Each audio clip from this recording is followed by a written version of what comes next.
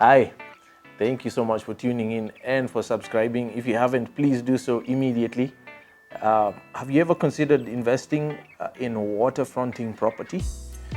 If you haven't, I'm going to be telling you why you should. You're watching Own Land in Kenya. I'm Solomon Wangwe.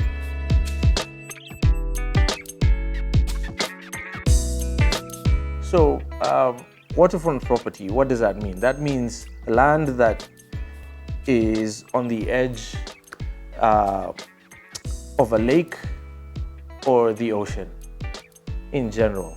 Rivers could count as well, but in Kenya, we don't have too many rivers that are very friendly to development. In reality, there are numerous restrictions regarding what you can and cannot do on a riverfront or a lakefront specifically. So I am, very partial and biased towards beach frontage mostly. Beach frontage meaning property at the coast next to the ocean. And why should you consider investing in these? Generally, you'll find that waterfronting property, especially at the coast, are the most expensive properties to invest in. Outside of land in Nairobi, commercial zones, I have found, and I know this because we spent the last 2 years scouting for land and acquiring land on water frontage. We invested in a nice, small prime piece of property on the front of Lake Elementaita, which is in Nakuru County along the Nairobi-Nakuru Highway. And Elementaita happens to be the smallest of 3 lakes, Naivasha, Elementaita, and then Lake Nakuru.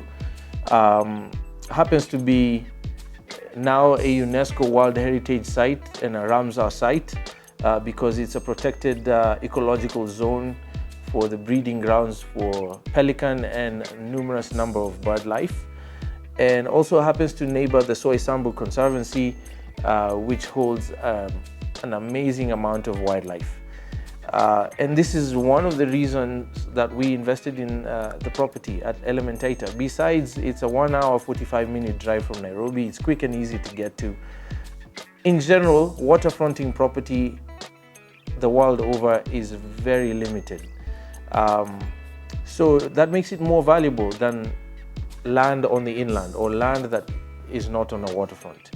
Water has often been, and for a long time, been associated with tranquility, good vibes or energy, depending on your philosophical or spiritual leanings. In general, waterfronting property is very desirable by people from all walks of life. And these are just a few of the many reasons that you should consider buying property on the waterfront, because it's very limited. There's only so much waterfront in the country.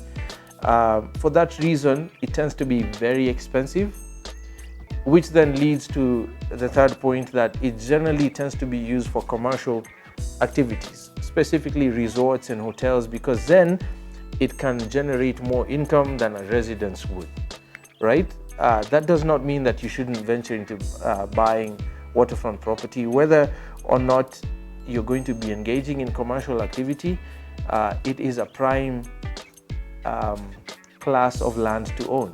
It's highly desirable, generally appreciates in value faster than other kinds of land parcels, even if it's agricultural. Just the mere fact of its water frontage means that it's going to be more valuable than other kinds of land. So there are a few landmines, pun not intended, that you should watch out for. And these have to do with environmental restrictions. Issues around riparian land. For example, we learned through our investment at Lake Elementaita that everything from the water's edge, the high water mark, meaning the water's highest level depending on the seasons, rainy season, flood seasons, and so on, everything for 50 meters from that line is considered riparian, and that is under the management of the Water Resource Management Authority, or WARMA as they are referred to. There are specific laws in the Constitution that address this particular issue, because water in Kenya is a public resource. No one can claim ownership of any water, even if it's borehole water now on your property. By law, that water is considered to be a national resource that everyone should have equal access to.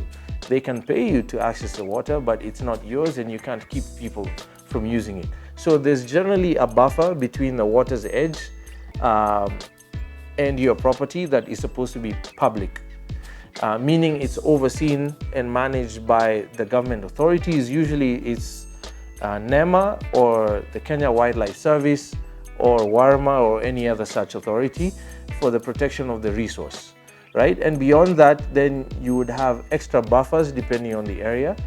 At the coast in Mombasa and all the way up to Malindi and beyond, generally there is a 60-meter zone from the high water mark coming into the land that is considered to be riparian.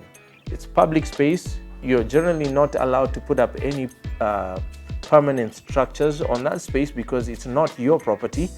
It belongs to the general public that is supposed to have free access should they choose to. And so you need to be aware what you can and cannot do with the property that is directly fronting the lake. While some might consider this to be a disadvantage, I personally think that it's a huge advantage because it simply imposes controls that protect your value over the long term. Places like these tend to be very protected by government agencies and even your neighbors and private individuals, including the community that enjoys the water frontage. And that generally means that you'll have a stable environment or usage of the land over a longer period of time than most other parts of the country that are not fronting the water, which means that it's going to be a good investment in the long term. So even if you're not going to engage in commercial activity to maximize on the value, it's going to be the best kind of investment for you to make outside of commercial land in urban areas like Nairobi or some of the areas that we ourselves invest in. So that's my take on water frontage and why you should consider investing. Just do your homework, get the proper surveys, know what the buffer zones are and what is riparian and what is not, and what you can and cannot do, and you'll be set for the future and maybe even sooner. You're watching Own Land in Kenya. I'm Solomon Wangwe. Stay tuned for more information on strategic land investment.